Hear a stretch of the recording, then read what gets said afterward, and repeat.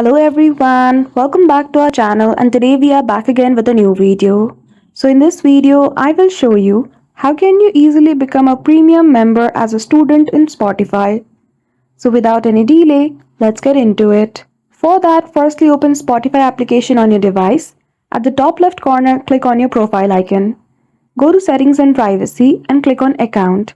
There, as you can see, I'm already a premium family member of Spotify, but simply click on available plans.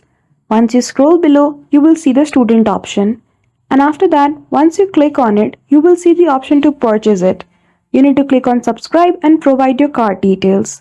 As I already have a plan of family in Spotify, I'm not able to see that option.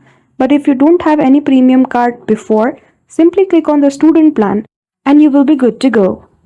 So that's it. I hope you found this video helpful. If you did, don't forget to give it a thumbs up and subscribe to our channel for such tutorial. Thank you for watching till the end.